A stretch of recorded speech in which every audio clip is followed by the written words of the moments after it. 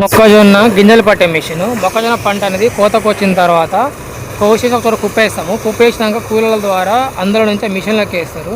వెనకాల పోయేదేమో మొత్తం పొట్టది. అలా పొట్టు ఒకవైపు దాని మీద బెండ్ ఉంటుంది కదా, బెండ్ ఒకవైపు వెళ్ళి ఆ పనికిరాని చెత్త అంతా ఆ మిషన్ ప్రెజర్కి వెనకాల అలా చెత్త రూపంలో వెళ్ళిపోతూ ఉంటుంది. గింజలు ఏవైతే ఉంటే అది అవతల వైపున ట్రాక్టర్లో పడుతూ ఉంటుంది. అది ఎకరానికి వచ్చేసి 3,000 నుంచి 6,000 వరకు గుండు గుత్త కానీ కూలి కానీ తీసుకుంటూ ఉంటారు. ఇండివిజువల్గా మనిషిని పెట్టాలంటే మగవాళ్ళకి కానీ ఆడవాళ్ళకి కానీ యావరేజ్గా 500 నుంచి 1000 రూపాయల లోపు ఉంటుంది. దీనివల్ల అడ్వాంటేజ్ ఏంటిదంటే గింజలు తొందరగా వస్తాయి. ఆ డిసడ్వాంటేజ్ ఏంటిదంటే మనిషి నించున్నారు కదా, అక్కడ నుంచి గింజలు కొన్ని బయట పడుతూ ఉంటాయి. చూడవచ్చు మీరు, ఇలా కొన్ని గింజల లోపల పోసేటప్పుడు కింద బయట పడిపోతూ ఉంటుంది. అంటే యావరేజ్గా ఇప్పుడు ఎకరం మొత్తం అనుకుంటే 1-2 బస్తాల గింజలు కిందకి వెళ్ళిపోతూ ఉంటాయి.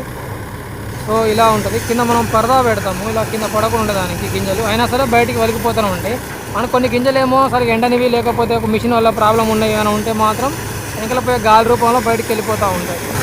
ఈ మిషన్ పట్టినందుకు అయ్యే ఖర్చు వేరు, ప్లస్ మన ట్రాక్టర్కి అయ్యే ఖర్చు వేరు అన్నమాట. ట్రాక్టర్ ఇక్కడ నుంచి వేరే చోట తీసుకుపోయిన అయ్యే ట్రాన్స్పోర్ట్ ఖర్చు వేరు. ఈ మొక్కజొన్న గింజలు పట్టే మిషన్లో చాలా రకాలు ఉన్నాయి. ఇది ఒక రకం అన్నమాట. కొన్ని ఆటోమేటిక్గా కింద పెడితే ఆటోమేటిక్గా ఉంది కదా పైన లిఫ్టరు, అది పైన అదే తీసుకుంటూ ఉంటుంది. ఇది ట్రాక్టర్తో కనెక్ట్ అయిన రాడ్ ద్వారా నడుస్తూ ఉంటుంది మిషన్ అనేది. ఆ గింజలు మొత్తం అక్కడి నుంచి లోపల పోతే ఇక్కడ నుంచి ఇలా లోపల పడుతూ ఉంటుంది. ఇలా ఇక్కడ పడేటప్పుడు కూడా కొన్ని బయట పడిపోయే అవకాశం ఉంటుంది. మిషన్ ప్రాపర్గా ఉన్నట్టయితే చెత్త అనేది లోపల రాదు, లేదా గింజలు చెత్త లోపలికి వస్తూ ఉంటుంది.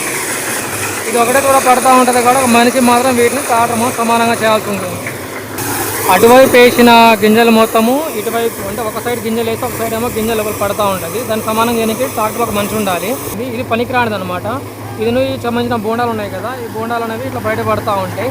మిషన్ దగ్గర పడుతూ ఉంటుంది కాబట్టి ఫోర్స్ కొన్ని బరువున్న బోండాలు దూరం పడవు. వాటికి సంబంధించి మంచి ఒకరు క్లీన్ చేస్తూ ఉండాలి, అంటే దూరం పెడతా ఉండాలి మిషన్కి. అప్పుడే గాలి బయటకు వెళ్ళి ఫ్రీగా వెళ్తూ ఉంటుంది. అండ్ వీటి దగ్గర కూడా కొన్ని గింజలు అయితే బయట పడుతూనే ఉంటాయి. కొన్ని గింజలు కానీ కొన్ని సరిగా ఎండనే మొక్కజొన్నలు ఉంటాయి, కానీ కంకులు కొన్నిసార్లు కంకులు కూడా మిషన్ సరిగా మెయింటెనెన్స్ దాన్ని సరిగా మొండకపోతే దాని ద్వారా కూడా బయటకు వెళ్ళిపోతూ ఉంటాయి.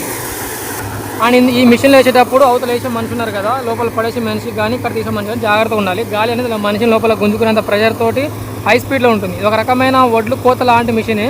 అది డైరెక్ట్ ఒకటే ఉంటుంది, ఇదేమో ఒక ట్రాక్టర్ సాయంతో నడిచేది. సేమ్ వడ్లు కోతలా పనిచేసే మిషన్లు కూడా ఉన్నవి, డైరెక్ట్ గింజలు ఇస్తుంది అన్నమాట. వరి కోతలానే ఉంటుంది. ఈ పడేసిన చెత్త ఆవులకు పశువులకు దానాగా పనికి వస్తుంది, కానీ సంవత్సరాల తరబడి దాచిపెట్టుకోలేము, ఎప్పటికప్పుడు అయిపోతూ ఉంటుంది. మళ్ళీ నెక్స్ట్ పంటకి ఏదైనా తగలబెట్టడమా లేకపోతే లోపలే రోటర్ మోటార్ తోటి దున్నిచ్చి మళ్ళీ నెక్స్ట్ పంటకి భూమిని రెడీ చేయడం లాంటివి చేస్తూ ఉండాలి. అండ్ మొక్కజొన్న అనేది తొందరగా కలవదు భూమిలో పంట కాదు, ఫైబర్ ఎక్కువ పంట కాదు, ఎక్కువ టైం పడుతుంటుంది. ఈ మిషన్ పనిచేసేటప్పుడు ప్రమాదం వల్ల చనిపోయిన వాళ్ళ మనుషుల సంఖ్య కూడా ఎక్కువనే ఉంటుంది.